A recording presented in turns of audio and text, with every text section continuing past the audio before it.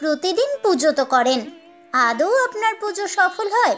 কিভাবে বুঝবেন ঈশ্বর গ্রহণ করছেন কিনা? পুজো তো করছেন, ভগবান কি নিচ্ছেন সেই পুজো? জানেন কিভাবে পুজো করলে গ্রহণ করবেন ভগবান? পুজোর ফল কিভাবে মিলবে? না জেনে থাকলে অবশ্যই জেনে নিন আমার আজকের এই ছোট্ট ভিডিও থেকে। নমস্কার বন্ধুরা, অজানার পথের নতুন পর্বে আপনাদের সকলকে স্বাগত জানাই। হিন্দু ধর্মে পুজোর রয়েছে বিশেষ গুরুত্ব ও মাহাত্ম্য। তাই পুজো শব্দের অর্থ হলো সম্প্রদান করা, নিজের সামর্থ্য অনুযায়ী বিশেষ কিছু ঈশ্বরের উদ্দেশ্যে প্রদান করা। প্রায় প্রত্যেকটি হিন্দু সনাতন বাড়িতে ঈশ্বরের আরাধনা করা হয় নিষ্ঠা ভরে। নিজের মতন করে ঈশ্বর সাধনা করে থাকি আমরা। বিভিন্ন বিপদে পড়লে ঈশ্বরকে আমরা পরিত্রাতা হিসেবে ব্যবহার করি, কিন্তু প্রতিদিন তো পুজো করেন, তা সত্ত্বেও নানান বাধার সম্মুখীন হতে হয়। ঈশ্বরের সান্নিধ্যে এসেও মন থাকে বিচলিত, সর্বদাই কুচিন্তা গ্রাস করে।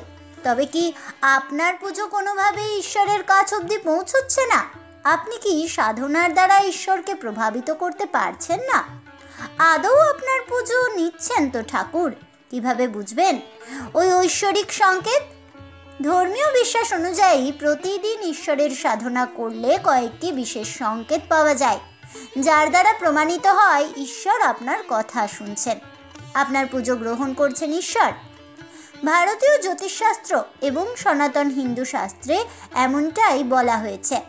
ধরুন আপনি পুজো করছেন, হঠাৎ সামনে দেখলেন প্রদীপের শিখা জ্বলছে, অন্তত তেমনটাই প্রতিভাত হয়েছে আপনার সামনে। তবে মনে রাখবেন, ঈশ্বর আপনার সাধনার দ্বারা খুশি হয়েছেন, আর তাই আপনাকে এই শুভ সংকেত দেখাচ্ছেন। ঈশ্বরের সামনে প্রদীপ জ্বালিয়ে রেখেছেন, হঠাৎ করেই দেখলেন এই প্রদীপের শিখা উঁচুর দিকে এগিয়ে যাচ্ছে, তবেই মনে রাখবেন কোনো ভালো খবর পেতে চলেছেন আপনি। ঠাকুরকে সম্প্রদান করার পর ফুল কিংবা বেলপাতা পড়ে যাচ্ছে নিচের দিকে, তাহলে বিচলিত হবেন না অথবা ভয়ও পাবেন না। মনে রাখবেন যে আপনাকে আশীর্বাদ স্বরূপ ভগবান এই ফুল বেলপাতা দান করছেন।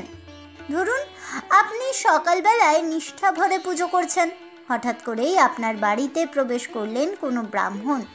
তবে মনে রাখবেন, বাড়িতে ব্রাহ্মণের প্রবেশ মানেই ঈশ্বরের প্রবেশ। পুজো করার সময় ব্রাহ্মণের প্রবেশ ঈশ্বরের আগমন বলেই বিবেচিত হয় হিন্দু ধর্মে। আজ এ পর্যন্তই।